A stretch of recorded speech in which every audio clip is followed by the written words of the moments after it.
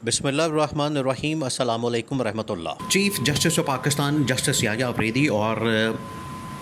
Islamabad high court के chief justice Sarfaraz Dogar को आहिस्ता आहिस्ता इस बात का एहसास हो रहा है, उन्हें इस बात की रियलाइजेशन हो रही है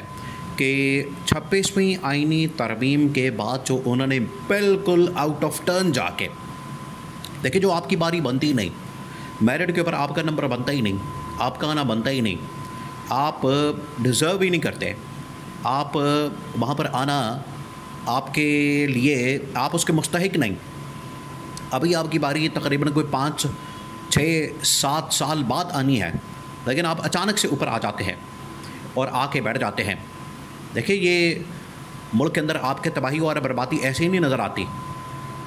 जब आप मेरिट का कत्ल करेंगे, जब आप अपनी मर्ज़ी से लोगों को नवाजेंगे सिर्फ इस मकसद की खातर के नवाजने के बाद आपकी सहूलतकारी की जाए,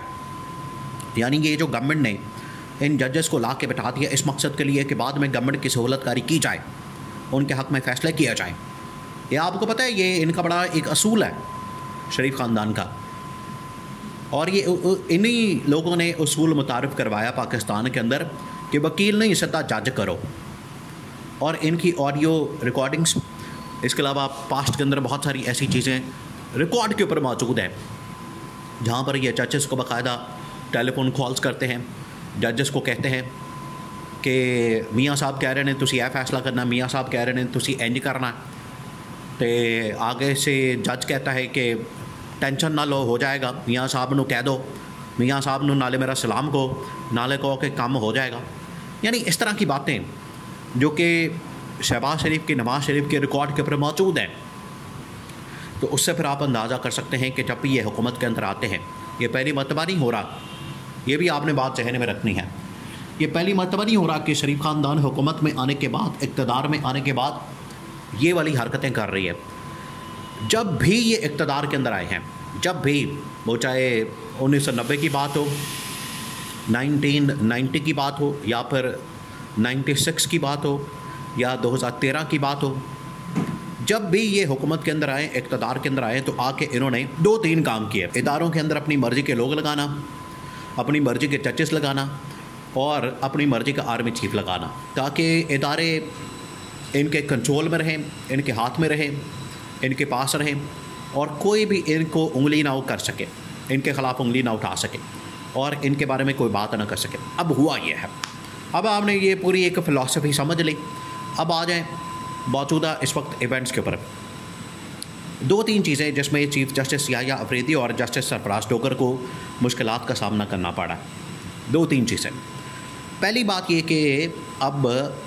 जजेस तो मैदान के अंदर आ गए हैं, और सबसे पहले ये जो हिम्मत की है उन 5 जजेस ने, जो कि इस्लामाबाद हाई कोर्ट के 5 जजेस हैं, जिसके अंदर justice Babar Sattar, justice Mohsin Akhtar Kayani, justice Saman Rafat Imtiaz, justice Ejaz Ishaq और जस्टिस तारिक महमूद जहांगीरी। ये वो तारीख़ी नाम है, 5 जजेस, ये वो 5 जजेस हैं जिन्होंने सही मानों में ये काम किया है, मेरिट के ऊपर फैसले करने का, आइन और कानून की हुक्मरानी का और अदलिया की आज़ादी का जो इन लोगों ने बेड़ा उठाया, उसके ऊपर इन्होंने अमल दरामद करके दिखाया। सुप्रीम कोर्ट पाकिस्तान के अंदर गए और ये प्रेशर, इतना ज़्यादा प्रेशर बिल्डअप हुआ, इतना ज़्यादा प्रेशर पड़ा कि उसकी वजह से आज जस्टिस तारिक महमूद जहांगीरी के हक़ में फ़ैसला आया, और जस्टिस तारिक महमूद जहांगीरी को अपने पोजीशन के ऊपर बहाल कर दिया गया, वरना उन्हें तो इंतकामी कार्रवाई का निशाना बनाया गया, उन्हें पॉलिटिकल विक्टिमाइजेशन। देखिए, ये पॉलिटिकल विक्टिमाइजेशन का निशाना आज पाकिस्तान में सिर्फ अपोजिशन को नहीं बनाया जा रहा, इसमें जजेस को भी निशाना बनाया जा रहा है जो इस हुकूमत के ख़िलाफ़ खड़े होते हैं, जो आइन और कानून की बात करते हैं, उन जजेस को निशाना बनाया जाता है, वकला को निशाना बनाया जाता है, सहाफ़ियों को निशाना बनाया जाता है। यानी ये एक लामतनाई किस्म का, लामहदूद किस्म का, अनलिमिटेड किस्म का सिलसिला जारी है, और कोई रोक टोक नहीं, कोई रुकावट नहीं। लेकिन अब बंद बांधने का सिलसिला शुरू कर दिया गया, अब इनको बता दिया गया, और ये जो तहरीक और ये जो एहतजाज, ये जिस तरीके से इनकी जानिब से एक आवाज़ उठाई गई हक़ की, ये आवाज़ उठाने का नतीजा ये निकला कि जस्टिस तारिक महमूद जहांगीरी को सबसे पहले बहाल किया गया। उसके बाद चीफ जस्टिस याहिया अफरीदी के ऊपर प्रेशर आया है और जस्टिस सरफराज डोगर के ऊपर प्रेशर आया है। उसके बाद इमरान खान ने भी तहरीक का ऐलान कर दिया है। अब ये सारे एक किस्म के फंस गए हैं। जो ये हुकूमत की सहूलतकारी कर रहे थे, हुकूमत के लिए ये सारा कुछ कर रहे थे, जिसमें हुकूमत की सहूलतकारी करना, हुकूमत के हक़ में फ़ैसले करना, हुकूमत के लिए एक राह हमवार करना, उनके लिए सारे मामलात बराबर करना, ये जो इनकी जानिब से किया जा रहा था, उसके अंदर हुआ ये है कि जजेस भी, वकला भी, सहाफ़ी भी, मीडिया के लोग भी और इमरान खान की PTI भी वो इस वक्त मैदान अमल के अंदर आ चुकी है कि अब हम मज़ीद इस किस्म की किसी वारदात को कबूल नहीं करेंगे। ये वारदातें डाली जा रही हैं पाकिस्तान के निज़ाम के अंदर, अदल व इंसाफ के निज़ाम के ऊपर ये लोग बैठ के वारदातें डाल रहे हैं। तो जजेस ने जब इन वारदातों को मानने से इनकार कर दिया तो तब इनको होश आया कि अब पानी बिल्कुल सर पर आ चुका है और हुकूमत की सहूलतकारी करना अब मज़ीद मुमकिन नहीं रहा। तो जजेस के लिए अब एक बहुत बड़ा मसला पैदा हो चुका है, जिसकी वजह से चीफ जस्टिस याहिया अफरीदी और जस्टिस सरफराज डोगर के पास ज़्यादा ऑप्शन नहीं है,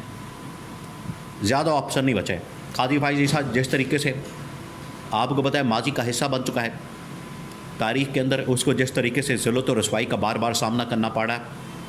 बल्कि उसके जाते जाते ही उसके साथ जो किया गया, आवाम ने जिस तरीके से उसके ऊपर लान तान की, आज भी उसको लान तान का सामना करना पड़ता है। और उसके बाद इन जजेस की बारी आने वाली है, इन जजेस के साथ ये वाला सलूक होने वाला है और इन जजेस को इस किस्म के सलूक का सामना करना पड़ेगा। ये जो इनकी जानिब से हरकतें की जा रही हैं, इनको अब इस किस्म के सलूक का सामना करना पड़ेगा। यह बच नहीं सकते। ये अगर समझते हैं कि अब बच जाएंगे, इसमें से निकल जाएंगे और इनकी बचत हो जाएगी, तो ये पॉसिबल नहीं। अब इनको तहरीक का सामना करना पड़ेगा, वकला का सामना करना पड़ेगा, अंदर से जजेस की मुखालफत का सामना करना पड़ेगा, मज़ामत का सामना करना पड़ेगा। अब चीफ जस्टिस याहिया अफरीदी और सरफराज डोगर के पास इमरान खान के मतलब जब भी केसेस और मुकदमात आएंगे तो इनके पास दो ही ऑप्शन होंगे, या तो मेरिट के ऊपर फैसला करके इमरान खान को रिहा करवाएं, खुद बुलाएं कोर्ट के अंदर और इमरान खान को आज़ादी का परवाना दें, इमरान खान को खुद लाएं, जिस तरह से उमर अता बंदियाल ने एक दौर में इमरान खान को अपनी गाड़ी भेजकर बुलाया था, या फिर ये खुद आवाम के गैज़ो गज़ब का सामना करने के लिए तैयार हो जाए, क्योंकि आवाम अब इस किस्म की वारदातों को मानने से बिल्कुल उकता चुकी है, बेजार हो चुकी है और इनकारी है। अब इनको आर या पार करना होगा।